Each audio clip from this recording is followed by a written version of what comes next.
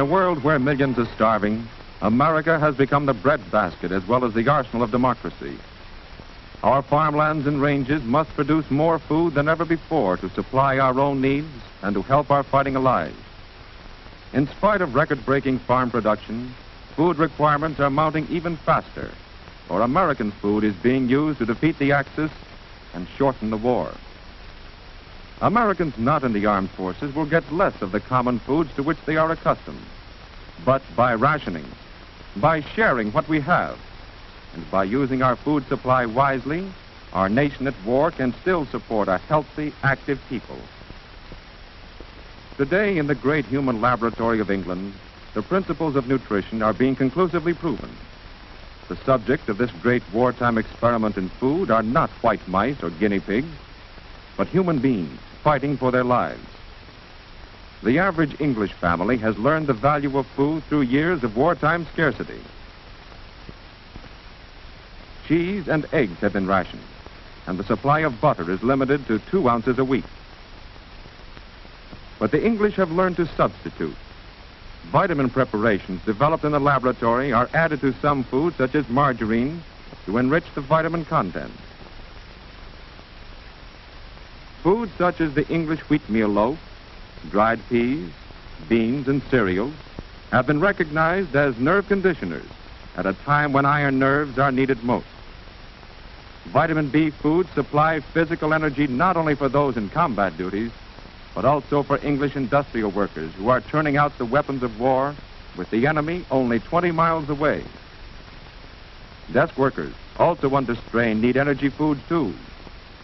Vitamin D foods such as margarine, herring, and sardines are widely used by adults in England. Cod liver oil and milk are distributed in special rations for children only. Imported fruits and vegetables are seldom seen in English markets, but fresh vegetables are grown in victory gardens everywhere.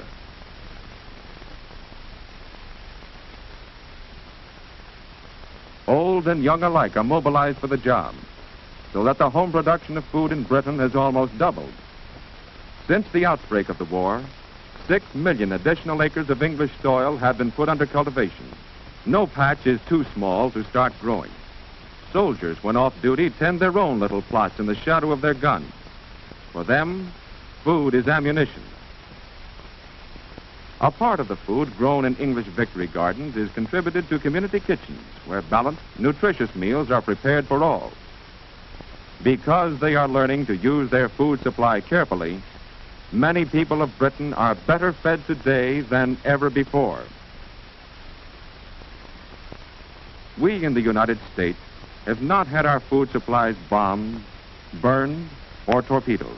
Yet, many Americans are starving not for lack of food, but because of poor eating habits. In this restaurant, patrons could order nutritious food, but too many don't. Same today, miss? Yeah, I guess so. Draw 1, 2 sinkers. Too many people eat the same kind of foods every day. Eat without pleasure, without variety, as a matter of routine. Quick lunches are the order of the day, and most of these are inadequate. Malnutrition resulting from habitual poor diet saps the strength of American manpower. Inefficiency results. In many cases, production has been slowed down because of layoffs and illness among workers who lack the physical stamina that good foods can build. A large proportion of defense workers suffer from unsuspected physical defects associated directly or indirectly with malnutrition. The strain of long, hard hours of work has increased the number of breakdowns. In Army induction centers all over the nation, examining doctors found rejectees starved for the foods to give them the steady nerve, the clear eye, the strength of bone and muscle to fight and win a war. Today, through the work of government and other agencies, millions of American workers are learning the simple facts of proper diet in a nationwide nutrition program. Dr. Thomas Parent, Surgeon General of the United States Public Health Service. Good nutrition and good health are inseparable. No one can do his full part in the war effort without good health. Realizing this fact, government agencies have joined in a national nutrition program and are working with your state, county, and city nutrition committees in their attack on local nutrition problems. You can help just by helping yourself to the right food. Make a real effort to choose a nutritious diet every day. To do this, every citizen should have a down-to-earth working knowledge of modern nutrition.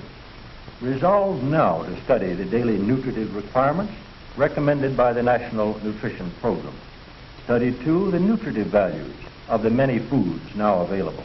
You can be well nourished by planning your daily diet carefully, by using wisely the many nutritious unrationed foods, and by using your full share of ration foods. Every one of us must do this, for today we have no choice. War demands that no one waste food.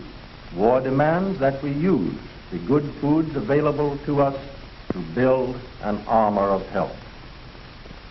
Appetite alone is not a safe guide to good nutrition. To teach the simple facts of good eating, public nutrition classes have been set up in churches, schools, and factories. With wise planning, good meals can be had at low cost. American women are learning how to prepare foods with greatest economy, with least waste of vitamin content, and how to substitute the foods we have for the foods we can't get. Above all, experts on food emphasize the importance of balanced diet, in which variety is essential.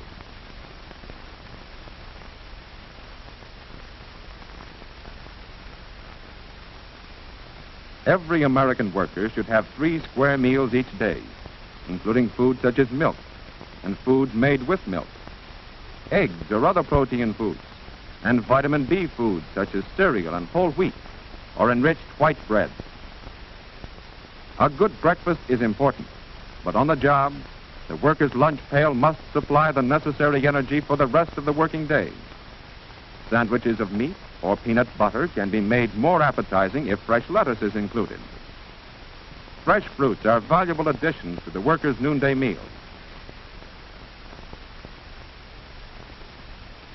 In the evening, chicken, fish, liver, or sweetbreads are excellent main dishes, with green leafy salad and cooked vegetables such as peas or carrots. Milk, fruits, and vegetables are basic protective foods for Americans working longer, harder hours in offices and factories. To keep up health and morale, many war plants have set up central food kitchens to prepare appetizing, nutritious meals for the men who build the ships and make the guns. Whole wheat and enriched white bread are used in sandwiches with cheese, peanut butter, and different kinds of meat. The average worker needs twice as much green vegetables and fruits as he now consumes. So on the menu of most kitchens are vegetables such as carrots, spinach, cauliflower, and lima beans, and other inexpensive and often overlooked dishes such as squash, parsnips, and hot soups and stews, rich in many food essentials.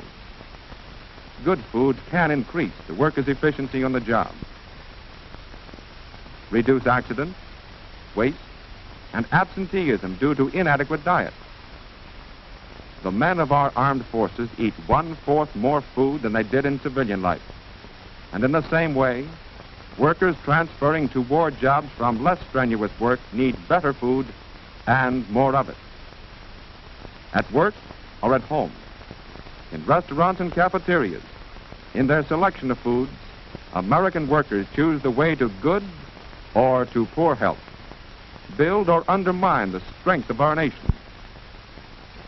Eventual victory in this war may depend on what we eat.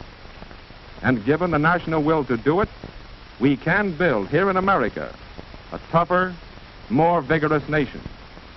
A nation with better morale and greater strength of mind than the world has ever known. Food can build a new America.